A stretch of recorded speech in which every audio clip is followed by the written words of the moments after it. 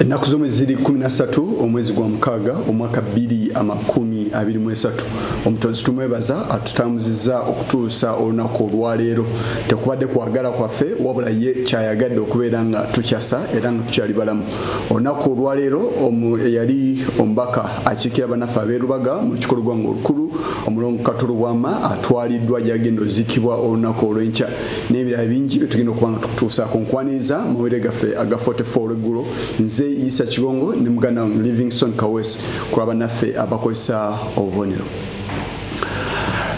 nga ekibiina kya NRM kyongera okwenyweza mu bitundu by'eggwanga ebitali bimu era nga omukulembeze w'eggwanga Mwami Yoweri Kaguta Museveni yakamaliriza okusinkana abakiise mu kikolo gw'eggwanga olukulu n'abagumya okukkiza mu kibiina kino wabula waliwo bannakibiina abatakkiriziganya na biki bigenda maaso mu kibiina kino era nga wano abasoba mu 150 beeyunze ku kibiina kya National Unity Platform bano banjiziddwa omukulembeze w'ekibiina kino kya National Unity Platform omubaka eyaliko omubaka ow'ekyaddondo Robert Kyagulanyi Ssentamu. Abantu abasukka mu 15 be babulidde ekibiina kya National Resistance Movement ne beegatta ku kya National Unity Platform era nga bakulembeddwamu Juma Ssekyanzi abadde ssentebe w'abazirwanako mu Kampala era nga yeesimbawo ne ku bwa mmeya mu munisipali y'e Kawempe ku tiketi ya NRM. Okusinziira ku Juma Ssekyanzi ekibiina kya NRM akiwagidde ebbanga lyonna naye obutassa kitiibwa mu bantu okutulugunya bannansi wamu n'ebirala bye bimujje mu kibiina kino ekya NRM okwegatta ku kya Nope nga wanyonyola senga bagamba wasa Juma anonya sente salivuddeyo gyendi kuba ndi waggulu ndi member wa NEC era ndi ku lukiiko olwokubiri oluddiro olusembayo lwa SEEK kakati bwe nalabye nga okunyigiriza abantu kususse ate munnange mbagamba ekigambo kino temulowooza nti babadde banyigiriza NUP yokka n'abenarem banyigirizibwa lwakuba bati okwongera. Bano bazze bambadde t-shirt za NRM era bazambuliddemu wali ku kitebe kya National Unity Platform ekamoocha era nga bagamba nti si bokka abali ku ludda oluwabula gavumenti nti be babonaabona wabula n'abo abali mu kibiina kya NRM basanga okusomoozebwa kungi. Ebbula ly'amalagala mu malwaliro naffe tubiraba wadde tubadde tuli mu NRM. Obusosoze mu kugaba emirimu gya gavumenti. Eddembe ly'obuntu okunyigiriza abantu ne babakwata nga tebawozeseddwa ne babakweka ng'ate bali supposed kubeera nga babatwala mu makomera agali gazetted. Okuwa ekiwamba abantu ewange Kawempe awo w'ensula bazze nga bali mu ngoye za bulijjo ne bakwata abantu ne babatwala tetumanyi gye bali. Wabula ye akulira ekibiina kya National Unity Platform Robert Kyagulanyi wasabidde bakuumaddembe okwegatta ku kibiina kya NOP era n'abasuubiza nga wagenda okubongeza omusaala ng'atandikibwako akusasulwa akakadde kamu singa ekibiina kyakulembera kitwala obuyinza bw'eggwanga lino. Ddala kulanka esooka okuviira ddala kwasooka private alina kubanga afuna essente esembayo butono miliyoni 1. Twakyogerako era mwena abasirikale n'abapoliisi njagala mmanye nti ekisuubizo kyaffe ekyo kikyaliwo yemmwe mutusibye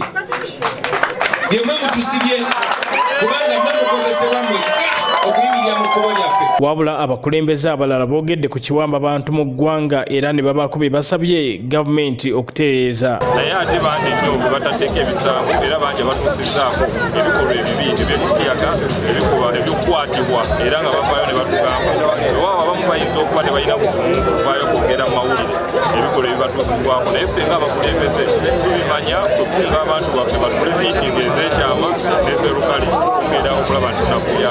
Abantu abalala abayenalimu ab'ebibiina ebiranga bonna bazze mu people power oba mu NUP okulaba nga tusindiikiriza ekyetegezo mu ngeri eyo tukakasa nti abantu bonna abasazeewo okujja okukwatirako awamu abalina obunyiivu bulijjo mbagamba ku bunyiivu abantu abalina ensonga lwaki Museveni yaleeta ebintu ebitwawula biyitirivu era nga mu bitwawula mwe mulina ebibiina tulajagamba nze ndi wa ife nze ndi wa NUP naye we twegattira awamu ne tugamba nti ekimala kubanga sukaali owa NUP gyamugula n'owa DP gyamugula n'owa FDC gyamugula so kati twe tugamba nti abantu we bajja awamu ne beegattira wamu. Bino byonna bibadde wali mu kwaniriza abantu abeegasse ku kibiina kino ekya National Unity Platform. Brian Senkumba, Channel 44 Olweggulo.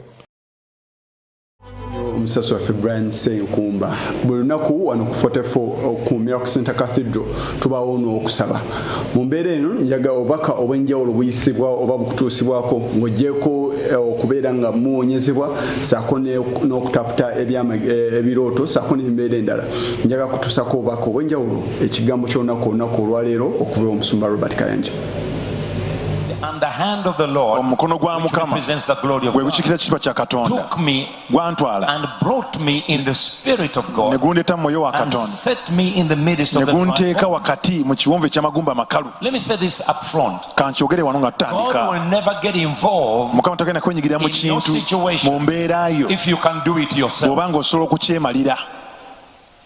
Let me say it again.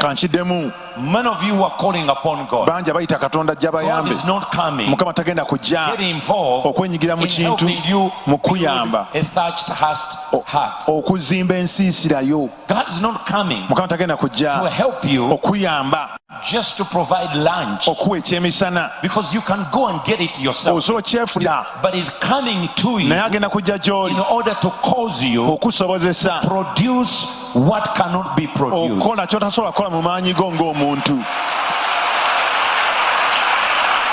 He comes to tell a story, and I want you to hear me very well. He comes so that you may become an example. You become a hero. Now, the word hero, the world grabbed it. But the word hero is a Greek word, which is called heros. Heroes or heroes in Greece were the Zeus, they were the Diana, they were the Achilles.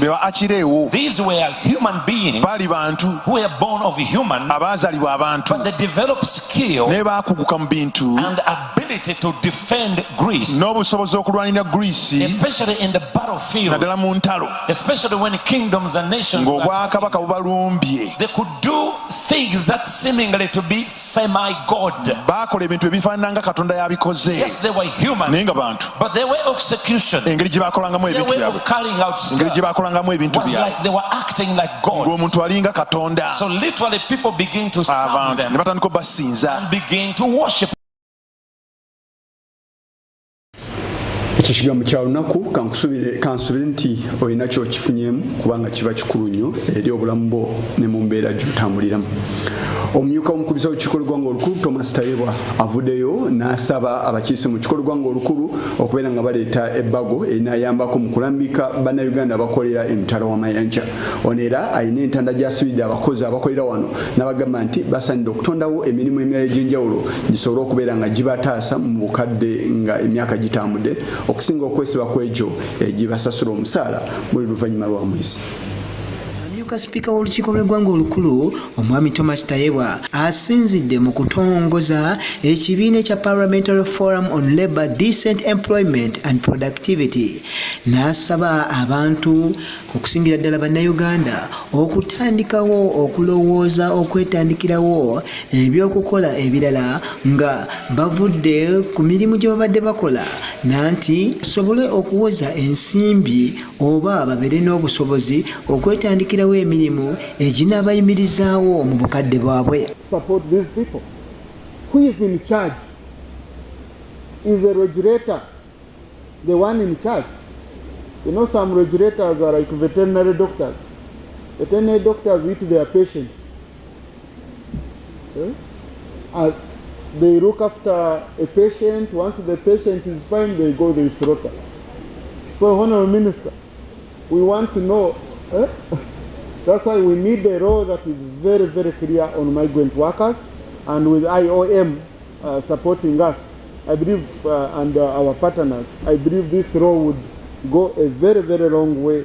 Ono asabye okulaba nga wabeerawo omutimbagano oba engeri abakozi gye beegattamu n'abakozesa, era nga bano basembezebwa ku mwanjo okulaba nga basobola okulwanira wamu okukyusa embeera z'abakozi. Sipiika Tayebwa agenze maaso mu ngeri y'emu n'asaba ababaka okuleeta ebbago erinaayambako mu kulungamya eddembe ly'abankuba kyeyo, kubanga bano baleeta ensimbi nnyingi nnyo mu ggwanga. If you go with the Chankwanzi resolution that you don't want private members' bills, that's also your option.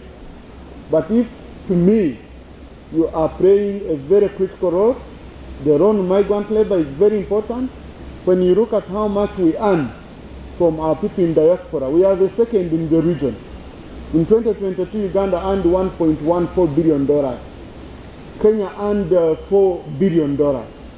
Tanzania, which is bigger than us, earned only $600 million. Rwanda, around $400 million. So it means it's a very critical resource that we have out there. But how are we helping them? What role are we playing as parliament, as a government? Have we put in place a very critical and clear framework? Ssentebe w'akakiiko kano Ndyomugenyi Roland saako n'omubaka Okwezira bagenze maaso ne bategeeza nga bannayuganda bwe balina okubeera nga batunulakaliriza okufuna emirimu gino oba n'okutaba kampuni zino ezitwala bannayuganda e Bulaaya nga zifuna ebisaanizo n'emikago egy'enjawulo kubanga bangi bagenda balika akasiko ku matama ate abandi we baddira nga emimwa gibennyesa lukato era nga bano tebakyayina babegekaluba nga bakabataaha nga mpulege olw'okubonaabona okungi ku mawanga naddala mu kyondo ky'abawalabu. Some people yes go make some money but they are psychologically stressed, and therefore it becomes very imperative that as a parliament we can find a remedy for such kind of workforce. Another important, very important intervention that this forum intends to tackle is through better legislation, oversight and monitoring. We can prohibit human trafficking, child labor, and unsafe working conditions for workers, including migrant workers. Atena Uganda wano tebalina policy ya kugamba employment. How do we export people? Abantu okugenda bweru bagenda batya. Katolaba business kati kutwara abantu bweru tiyafoka service yafoka business. Abantu batunda abantu abantu batunda abantu naye bali bagenda kutunda service. Ale service eri eyabatunda bweru etibali na mateeka ga kujigura ekyo kizibe ekiri wano. Abantu bagenda batwara abantu eri batwara nka business. Channel 44 Olweggulo nze Nixon Bale wano ku lukiiko lw'eggwanga olukulu mu Kampala. Tukwenze nnyo omusasi waffe Nixon Bale. Njagala kutewala mu kanyumiru kaffe ak'olugero lwaffe olunaku olwaleero. Olugero lwaffe lugamba nti abalungi ndagala nnamu teziggwa mu lusuku. Endagala ennamu oba endagala ennungi mu lusuku akadde konna kabeeramu, era mu mbeera yaffe ya bulijjo abantu abalungi akadde konna babeerawo mu nsi muno. Omuntu omu akumenya omutima oba alina kyakoze tagwanidde kubeera nga akupana mu maanyi oba gwe okumwesibako olw'ensonga nti omukisa omundi gujja kujja, abalala bajja kubeera nga bajja muno osobola okubeera nga olonda. N'olw'ensonga eyo toteekeddwa kubeera nga weemalamu olwa muntu omu oba ekintu kyonna, kubanga ebirungi ebirala bikyajja era nga by'osaanidde okubeera nga obyetegekera. Nga toyongeddeyo mawulire gaffe amalala, ekitongole ekya KCCA kiraze nga bwe kigenda ozimba enguudo kilomita 303 ng'enguudo zino zigenda zizimbibwa mu kibuga wakati. Bino byasanguziddwa minisita omubeezi avunaanyizibwa ku kibuga Kampala Kyofa Togabye Kabuye bw'abadde ayogerako ne bannamawulire. Onategeeza nti olukiiko lw'abaminisita lwe lwayisizza enteekateeka. Ekitongole kya KCC kivuddewo olunaku olwaleero ne kitegeeza nga bwe kirina enteekateeka ey'okuzimba enguudo mu Kampala n'emirirwano eziri eyo mu kilomitas 303 kyokka ng'ebitundu 6 kigambibwa nti z'enguudo ezigenda okukolebwako wano mu kibuga wakati. Enguudo zino zaakuwemmenta ensimbi za kuno obutabalika busatu, era nga n'olukiiko lwa gavumenti olumanyiddwa nga kabinenti lwamaze dda okusalawo enguudo zino okuddaabirizibwa wamu n'okuzimbibwa. Mu kugeako ne bannamawulire mu kafubo, minisita omubeezi ow'ensonga za Kampala Kyofa Togabye Kabuye asinzidde wano n'ategeeza nga Kampala bw'erina ekizibu eky'enguudo ezitali mu mbeera nnungi nga zirimu n'ebinnya, era nga kino kiviiddeko n'emirimu mu kibuga Kampala obutatambula bulungi. Agamba nno nti mu kiseera kino enguudo zino ezizimbibwa kyandiyambako n'ebyenfuna okweyongera mu Kampala. Kankozese n'omukisa guno okutegeeza bannayuganda nti wiiki ejja tugenda mu paliyamenti kumaliriza nteekateeka empya egenda okukola enguudo ezisinga obunene tugenda kukola kilomita nga 3 mu 3 enteekateeka eyo bagiyita Greater Kampala Metropolitan Area Urban Development Program. Enteekateeka eyo ya myaka 5 kati kilomita tugenda kukola enguudo esinga tugenda kweyongeza ku eno eya African Development Bank kuba yene ya African Development Bank kine enguudo kilomita 85 kati tugenda kuwagira kate kilomita 3 mu 3 mu kitundu kino kyonna ekyo mu masekati ga ggwanga wano naye nga kuze kilomita 3 mu 3 kilomita 1 mu 3 za mu Kampala nenge kigenderwa mu kyo kino kati twagize tugenda goberera campus tugenda soka ku nguudo ezo zonna ezituyunga ku nguudo zinenene ezifuluma ekibuga kati wetumala okyetola okwetola kilomita nga 2 then ate tunuke tufuke wao kugene mu kilomita 4 kyemba mulaba mujja tusanga nga tutuuse Gombe tutuuse Ekungu mu Buwambo era nga nene wansi tukiridde paka Katende oluguudo ngolo Katende Bujuuko lukutulemu Kitalya wali lugende paka Kakiri so kati ng'ekigenderwa mu kyo twagadde nti tuteekawo engeri y'ekibuga okikakkanyako gye tuyita pressure tandika okussa nti emmotoka zino ezifuluma ekibuga zireme kozesa buno obuguudo obutono obwayunula. Ono agamba nti enguudo nnyingi tezeetagana kuba binnya wabula okuddamu okuzimbibwa buto. Enteekateeka y'okuzimba enguudo zino ziyitidde mu nteekateeka emanyiddwa nga Greater Kampala Metropolitan Area Urban Development era nga gavumenti yagiteekako omukono. Nze Dennis Kato lwa Channel 44 Olweggulo. Mu bufu bwe bumu obw'okwongera okulongoosa ekibuga olunaku olwaleero minisita olunaku olwaleero abakungu okuva mu kitongole ekiddukanya ekibuga Kampala omuli bannabyabufuzi ssaako n'abakugu balabiseko mu kakiiko akavunaanyizibwa mu kuba tooki mu bitongole bya gavumenti nga kyekitongole ekya Kosase. Bano badde bannyonnyola ku nsonga z'enguudo ezijjudde ebinnya ssaako n'ensonga ozikwasa bannaffe aba SFC.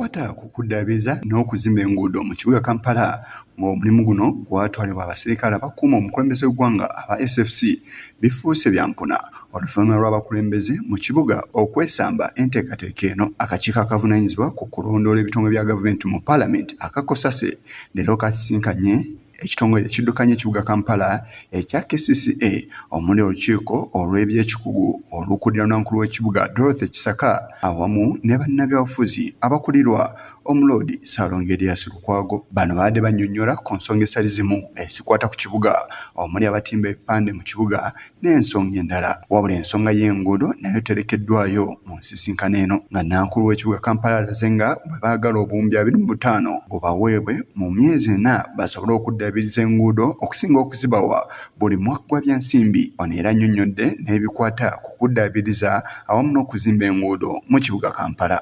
And at the time this whole process started, which was about 23rd April 2023, we had measured the glaring potholes, the existent potholes as at that time, which was measured at 13,500. This is work that is supposed to be done by division engineers. By last week, the report was that approximately 9,500 square meters had been done, which represents about 70%. But that's just one part of the work. The bigger work, which is sectional repairs, done by local contractors. Abamu ku babaka baganya okumatira ku kunnyonnyola kwa nankulu w'ekibuga nga n'abamu beemulugunyiza ebitundu 75 ebyogerwako nti z'enguudo ezidaabiriziddwa nga baagala bamanye wa we ziri bazirambule. This brief must be given on a weekly basis. I saw you moving around with the people playing band and escort who are not privy, who are not connected at all to what is going on. So I think before you leave, you should give us time limits when you are going to give adequate brief to council or the road mayor. For us to have which roads are those which have been done. Because if it is what I'm saying, like what we are seeing on this road around Kampala Parents, or the one of this Naguru going to police, that cannot be taken that there's at work. Yesterday I drove on the 5th,